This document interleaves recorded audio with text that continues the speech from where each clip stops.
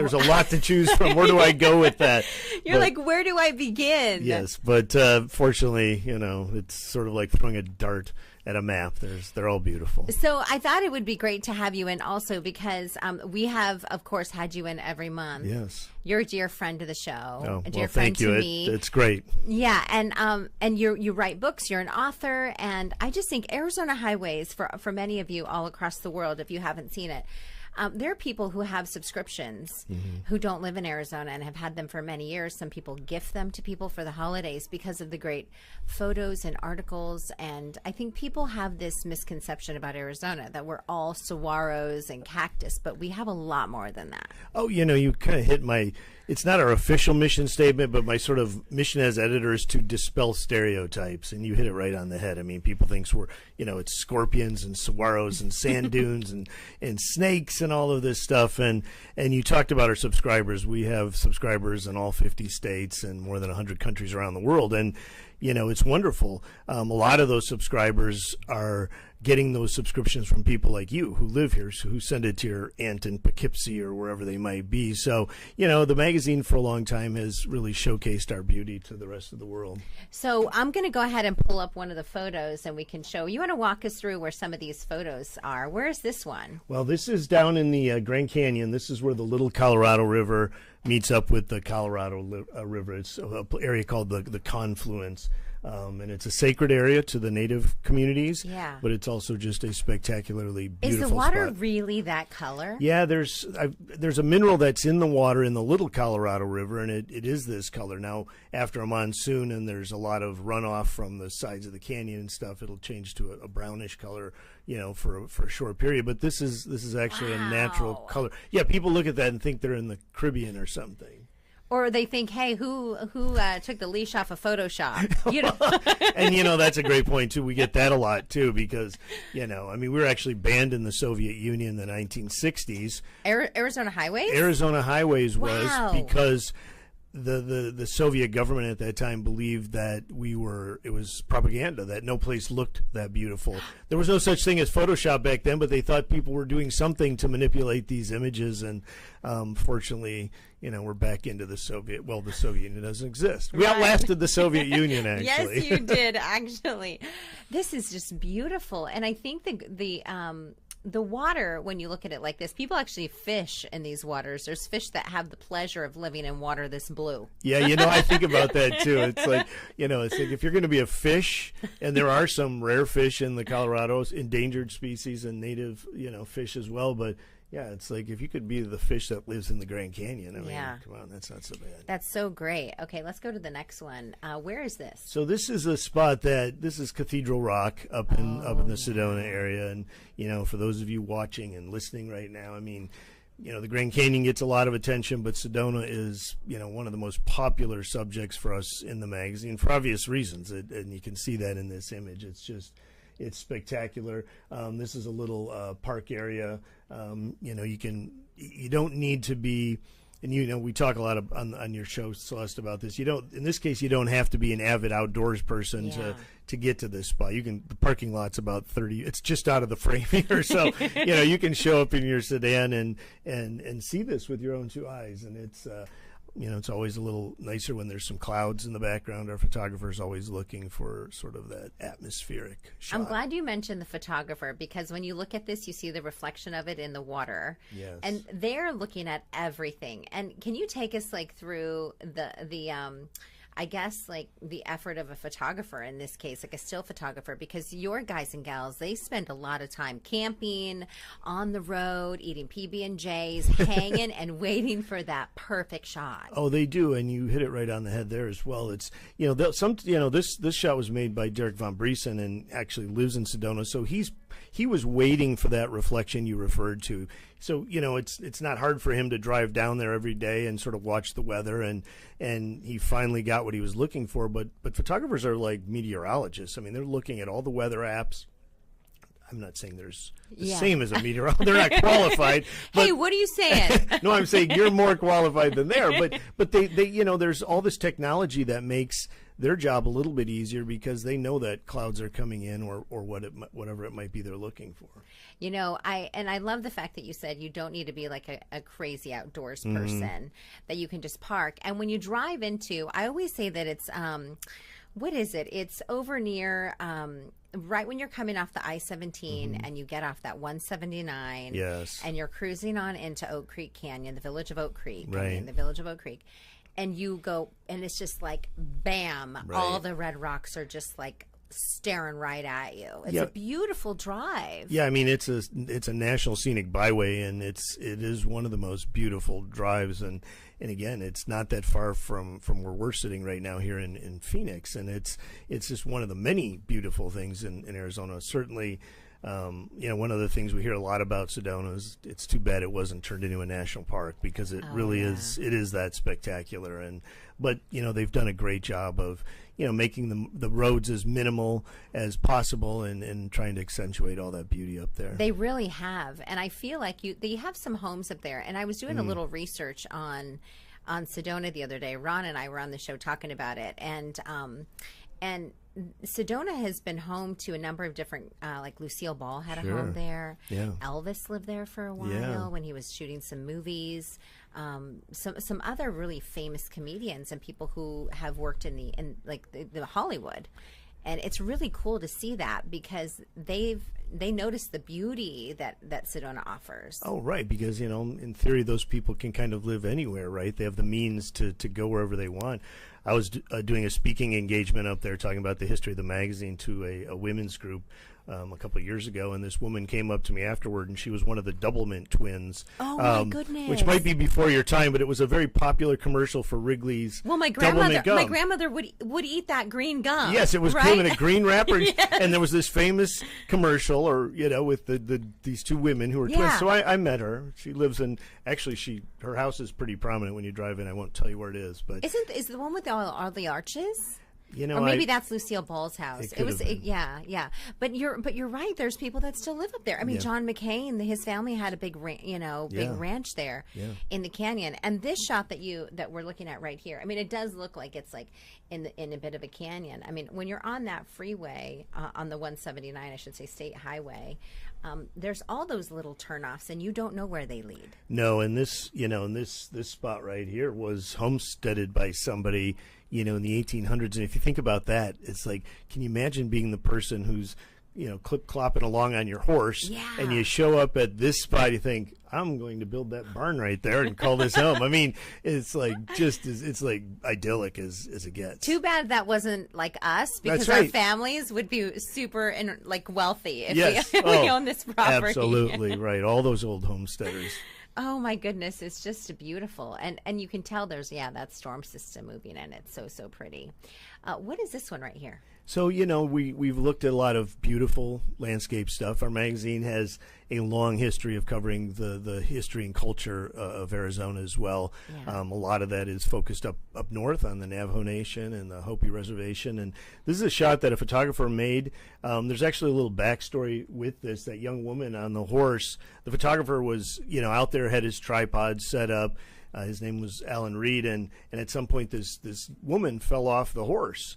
And he was, mortified that she was injured, and he went and helped her up, and there were some other assistants, and they thought she was just going to call it quits. And she says, nope, I'm getting back on the horse. She literally got back up on the horse. And so this photo is a little bit more staged than you see with, obviously, landscape things and other photos. But it's one of our most popular photos. We have a book about the 100 greatest photos in the history of the magazine, and this is in there. It's been on a magazine cover, and so it's a special photo. Where is this hole in the rock? Is it on the Navajo Nation? It's on the Navajo Nation, somewhere up there. And I should point out to your listeners and viewers here that there's a lot to explore up there. When you go to places like that, you have to have a permit, so you can't just pile it. With the national forest, you can. I mean, you can go anywhere that is, national forest land, the native lands are usually require some sort of permit. So you have to be careful about that. Yeah, you're right. There are so many beautiful spots. But the way that this photographer set up, I guess in TV we call it frame within a frame. Do they call it the same thing in still photography? They probably do. As you know, I'm not a photographer. I can just look at pretty pictures and say, ooh, that's nice. I should put that on a cover. Right? Yeah, that's good to sell magazines. Yes, exactly. But I love the horse, like underneath the other horse. And it is a really important part of our Arizona history. Yes, it is. When you take a look at the tribes that we have here, not just with the Navajo and Hopi, but with all the other tribes down south, the Tohono O'odham, and then you have eastern Arizona with the San Carlos Apache. Absolutely. Yeah, more than 20 different tribal nations in our state, and each one has its very unique history and culture and wonderful stories to tell. Yeah, no kidding. That one is just beautiful. Let's look at this one right here. It looks like a storm moving in. Yeah, this was something we did a little bit different. This we did, I don't know, maybe 5 or 6 years ago. Actually, it was even older than that. It was the first time we did what we called a photography issue, which is sort of weird because most of our issues are kind of photography issues, but we actually used those lines on the cover. And the photographer, a guy named Joel Grimes, did something that, is probably considered sacrilegious among certain landscape photographers, but he took strobe lights out into the desert, and so he lit this saguaro and shot it with this. Like it was a person. Exactly. That's exactly right. He's more of a portrait photographer. I mean, he can do a lot of things, but that's his specialty. And he said, why not treat a saguaro like a portrait? And so he lit it with strobe lights, and this also ended up on the cover of a magazine and is also in our 100 Greatest Photos book. When I think about it, when you go on some of these beautiful drives, outside of the Phoenix metro area, you do see a lot of saguaros up north on the I-17 that drive on State Route 87 from Phoenix to Payson. Oh, that beeline is beautiful. And it's full of saguaros. And I guess you could say, I mean, they've been here a whole lot longer than we have. So to kind of celebrate them and put them on the cover, I think would be appropriate. Yeah, I haven't done a count on saguaros. I know how many times the Grand Canyon's been on the cover. Saguaros have to be a very close second. And the Grand Canyon's been more than 100 times, and saguaros have to be a close second. So you mentioned like your depth of knowledge about Arizona, and you're like, I'm not a photographer, but I do love, what is it about Arizona Highways Magazine that's kept you there for so long? And how did you end up there? Well, I feel like I won a bet or something, but an opportunity. The editor before me was leaving, and there was an opportunity, and the publisher called me, and I didn't think twice. I didn't stop, and I passed go. I mean, all the things you might say. I just got there as fast as I could.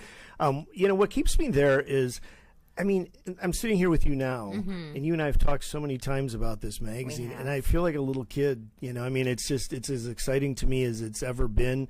I will confess that when I first got there, I thought, well, is it going to get, boring or something after a while? I mean, how many times can you do stories about this and that, and, the same subjects? And it's the opposite. I mean, there's, and you know this as a journalist. I mean, there are so many different ways to tell stories, and there are so many different people out there that can help illustrate an area. I mean, and so even the Grand Canyon, there are stories we haven't done. So I'm excited, and as I was the day I got there, maybe more so. What were you doing before you were with Arizona Highways? I was editor at Phoenix Magazine, and I'd been there for quite a long time, and so this was a dream for me because it's what I do anyway. I mean, hiking and backpacking and rock climbing are things that I've always done, and so my day job sometimes means going out on a hike. And, that sounds like a dream to me. Yeah, I'm going to a place called Pine Mountain next week. I'm like on a Wednesday, so it's like it's awesome, and you get to go when nobody's there because it's during the week and explore kind of what makes that area shine. Yeah.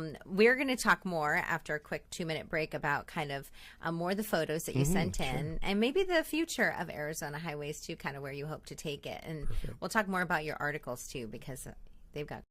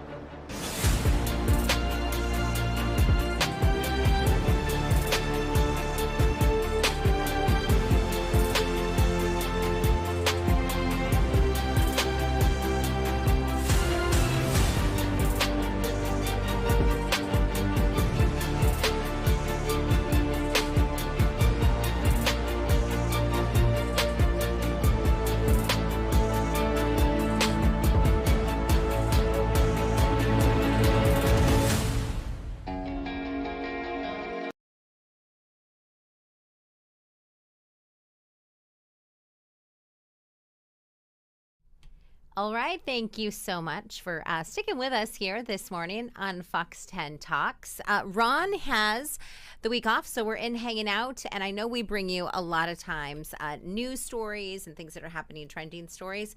But for this week, we're bringing you some really interesting interviews. And this morning, to reintroduce you to Robert Stieve, the editor-in-chief at Arizona Highways. Thank you again for hanging out with us this morning. It's great. Thank you. I love talking about it. My dear friend. So let's go back to the photos, too, and let's talk about some of the other photos that you brought and kind of what it tells us about Arizona history. I think people are enamored by this state because it has so much to offer, and it's a little bit different, too, depending on where you travel. Well, that's another thing that we try to point out because like right now, this time of year in August, when the monsoons are hitting southern Arizona, those grasslands down there, it starts to look like Ecuador. It's just green and beautiful. Very different from what you see in Sedona, which we saw earlier in this conversation, or into the White Mountains. So the geographical variety in our state is as broad as any state, honestly. So speaking of that, I'm glad you brought it up. I remember working up in Flagstaff, and that's where this photo is right here. This is Lowell Observatory, or where is this? This is actually Kitt Peak down. This is down near. This is southern Arizona. This is down in southern Arizona. Oh, wow. Also, Lowell's another one of our gems that we talk a lot about. Yeah. This is a shot that we post this. When I put this thing on Instagram, it just blows up, not because there's lightning in it, but people are just mesmerized. And the photographer who shot this for us was actually a research assistant there. He was a budding photographer, but he hadn't established himself yet. He's gone on to become one of our A-list spectacular landscape photographers. This was in the 1970s, and so much, and we've talked about this, Celeste, on the show, is that a lot of it's being in the right place at the right time. Whether it's certainly in this case when those lightning strikes started coming in, and he happened to be in the right place. Well, you mentioned a lot of those storms with the monsoon, because we're in the middle of the monsoon season here right now, come from the south, and this being down in southern Arizona, this is exactly where those storm systems move in. Yeah, and it's interesting because there's this whole sort of genre of sort of younger storm chasers. The movie Twisters is out there, and that sort of touches on that, but that's a real thing. And we saw that with the Aurora couple, back in May. Oh, that's right. We get so many photos, unsolicited from people showing us things, and it's great because we get to see stuff we wouldn't see otherwise. So there's all these storm chasers. So, maybe we'll have a new young storm chaser who grabs something like this. You mentioned that photographer, so he's stationed down in Tucson.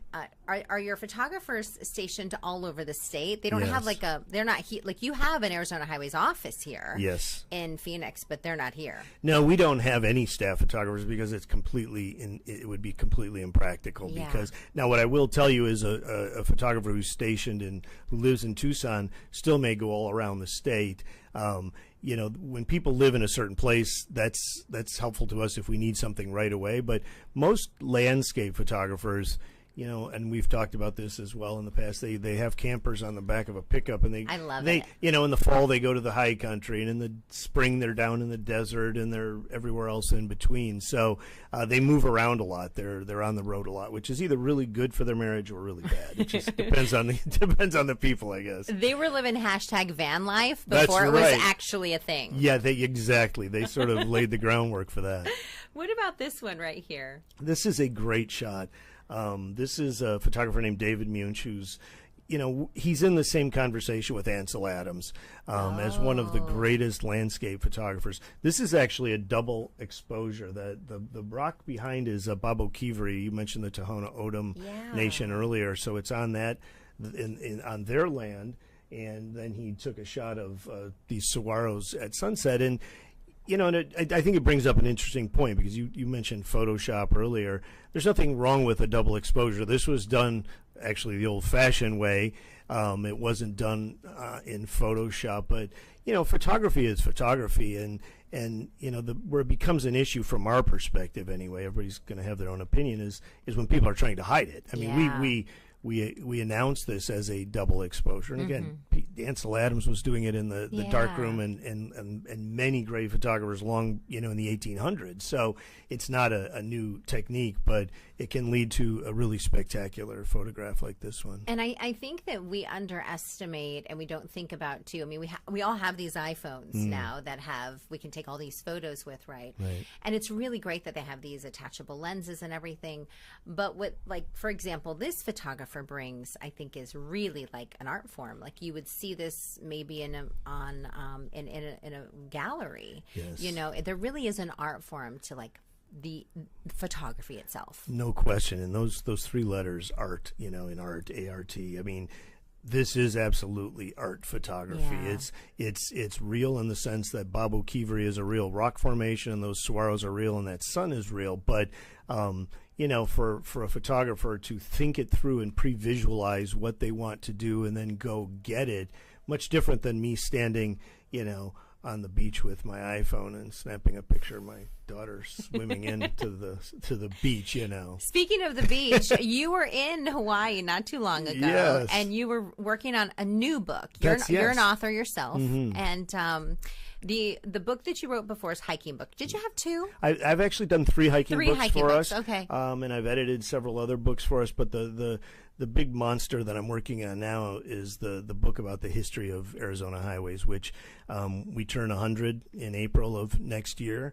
Wow. And, you know, there have been one or two theses that have been written mostly like in the 70s, so it's been a while. Nobody's written the history, and there's a lot of anecdotes. I referenced earlier, you know, the fact that we had been banned in the Soviet Union, and there's a whole series of those things, enough to fill a book. So it's not just, you know, this sort of, you know, this dry book about history. I mean, there's a lot of interesting stuff. We actually started, we premiered just a few weeks after the New Yorker, so we feel like we're in good company. The two of us will be celebrating the Centennial together. That was a big year, I feel like, for the country. You know, 100 years ago, there was a lot of things that were popping up in the 20s. Yes, it was a great decade. The Roaring 20s. The Roaring 20s, right? I mean, it's got its own name, but it was a whole psychology back then. Yeah, we're gonna have to wear, like, you'll have to have a big celebration, and we'll all dress up like in Great Gatsby, like flappers. I would love that. Yeah. All right, let's go to this one right here. We have about 5 minutes left. I want to make sure we get these photos in. This is of the Grand Canyon. Yeah, this is a photographer named Claire Coran, and she actually lives in California but spends more time in Arizona than she does there, I think. Just always finds something different. And we were talking earlier about, you know, sort of doing things counterintuitively or running out of stories, and what Claire does is, you know, this looks like two different photos. It does. Just, you know, what happened in this image was, you know, it was all cloudy, and she sat there and waited for the clouds to part enough that you could get a glimpse of the canyon itself. Otherwise, it would have just been, and it would have been a lovely photo with just the snow and the fog and the mist out there, but, you know, she waited for that, and it almost looks like two images set on top of each other. And I think there is a beauty about the canyon. For those of you who are joining us this morning, if you've never been to the Grand Canyon, or maybe you have and it was in the summer, if you go in the fall or the spring or even the winter at some point to the South Rim, the clouds, they fall into the canyon. So you have to wait a certain amount of time, those clouds lift, and then you can actually see the canyon itself. And it is one of the most beautiful sights. There's no, you look at it and you think,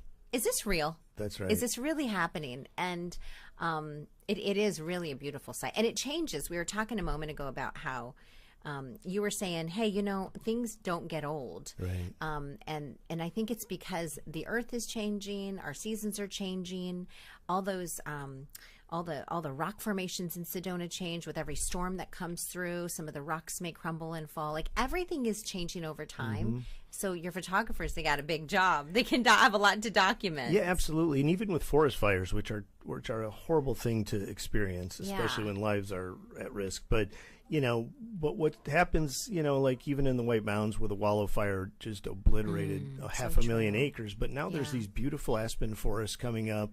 And those are good for wildlife. And it's a whole new opportunity. I mean, some of that stuff won't come back in hundreds of years, which is sad, but it is part of the cycle, and so it's always a new opportunity. Yeah, you bring up a good point. Like you see it with the rodeo Chetasky fire that burned down portions of Heber and Overguard up in the White Mountains, and that was more than 20 years ago now. Yeah, it's coming up on a long day. And I think we have a couple more. This one right here. Is this in flag or up Yeah, there? exactly. Yeah. Good eye. Yeah, and this kind of falls into that art category. I think this is. That's a real sky back there. And it was Shane McDermott is the photographer. And again, always looking for something different. And usually, an aspen photo is, especially in autumn, is focused on the brilliant leaves, right? And he just sort of lowered his lens a little bit and aimed at the trunks and, happened to know when to be there and got that great sky. It's so beautiful. And then this last one here. Yeah, this is Jack Dykinga. He's a Pulitzer Prize winner, photojournalist actually from in Chicago back in the day. Excelled at that and decided, well, maybe I'll become a landscape photographer. And so he excels at that too. Yeah. And hands down as good as it gets. Nobody is better than him. And again, this shot didn't happen by him just walking by or driving by. He thought this out. He knew exactly where he wanted to be.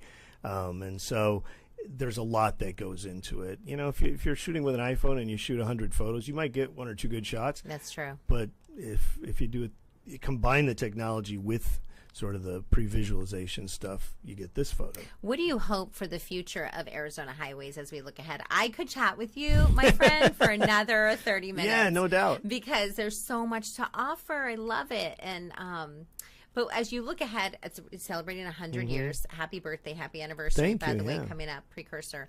But, what do you hope for the future of Arizona highways? You are very active on social media, on the gram, and at AZ Highways. And as you look through some of the photos, I'm sure you're thinking, oh my goodness, what's next? Yeah, no, that's right. Looking forward, there are so many more stories to tell, but I'm proud of the fact that we have.